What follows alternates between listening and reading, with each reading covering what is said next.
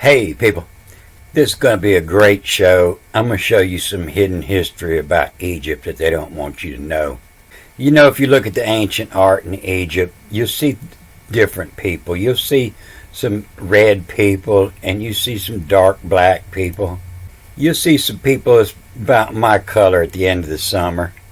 And then you'll see these women that are always much lighter skinned and their children lighter skinned. And so this is all hidden in the ancient words for Egypt. You know, the locals say the word was Kemet, and that's the beginning of this Hebrew word for the Egyptians, the MXRIM.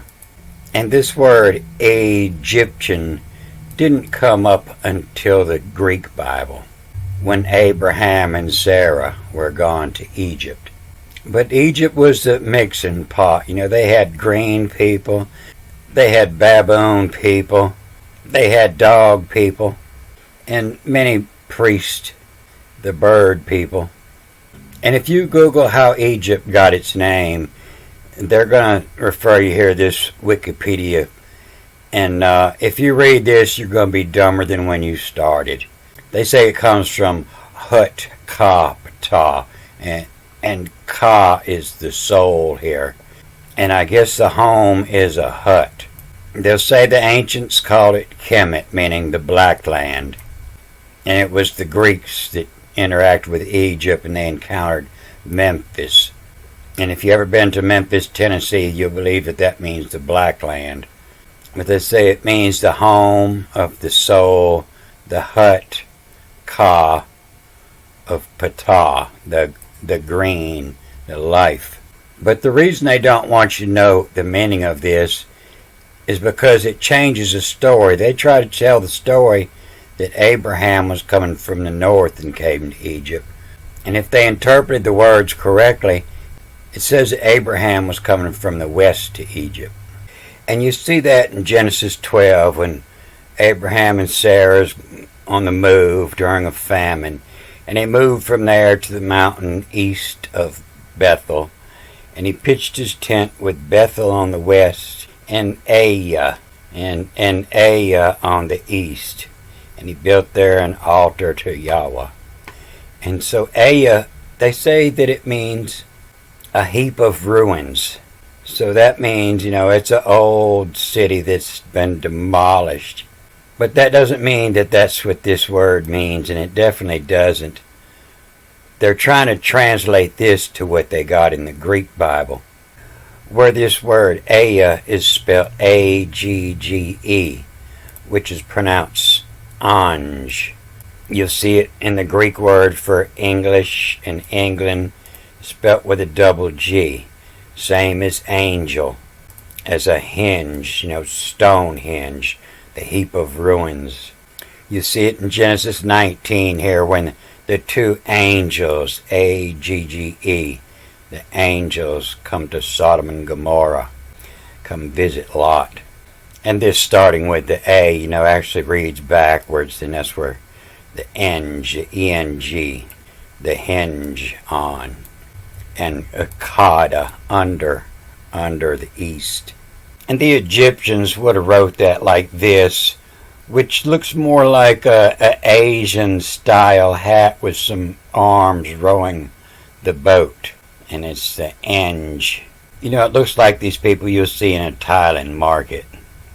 But this word here, it's a different word they're trying to force this mean on. But this is a Veem, a V-E. The O-I reads the E. And this is a M. And the Veem Fedum. Fedum, everything, all the heavens come up from the east. You see the stars every night. They all rise from the east where they're fed from. A Veem, V-E-M, a Veem Fedum. But this is where they're trying to get this Egypt from, the A. And the Egypt is right down here when it's talking about, you know, Sarah, his wife. And behold, now I know that a woman Egypt is beautiful.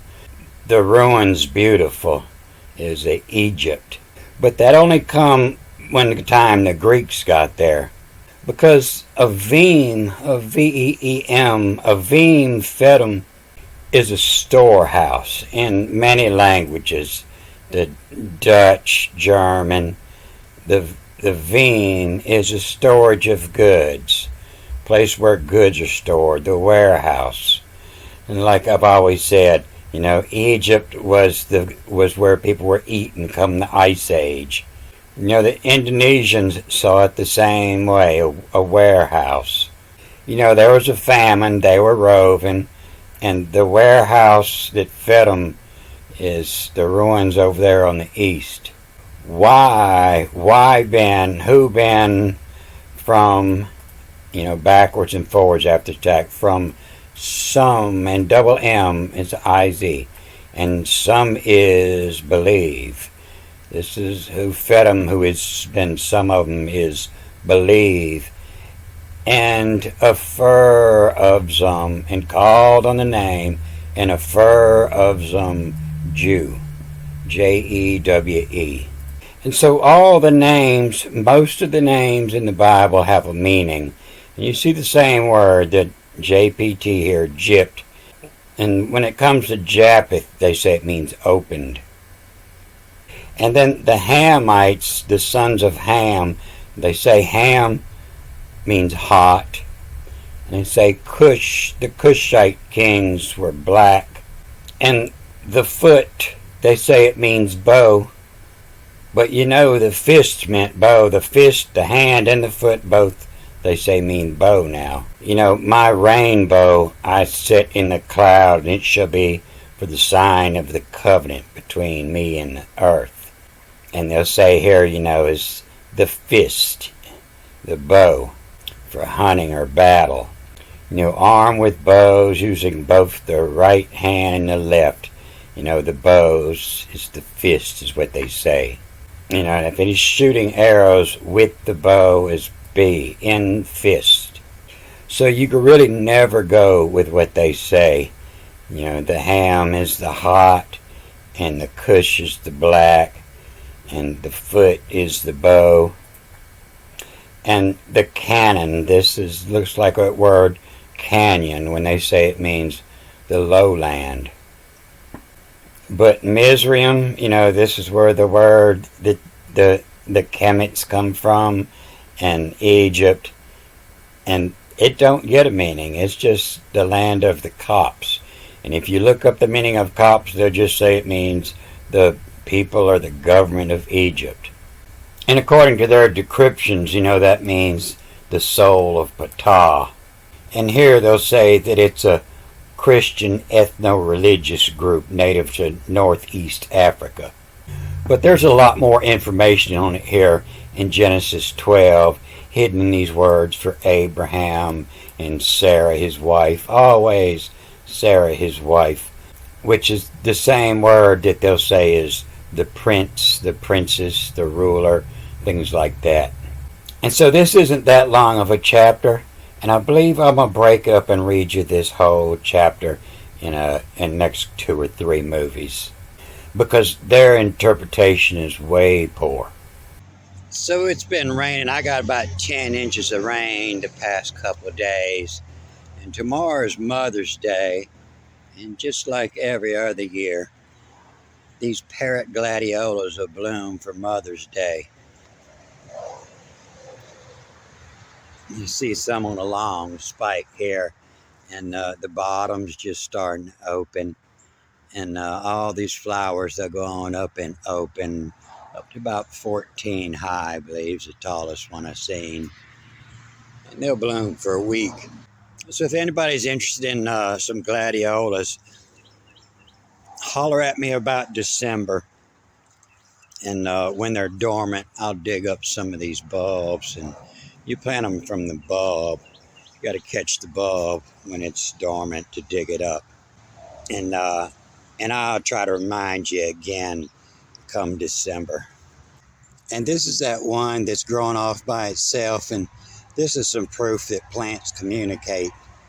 This one didn't have any other plants over here, so he decided he was going to bloom when he wanted. He was a week earlier.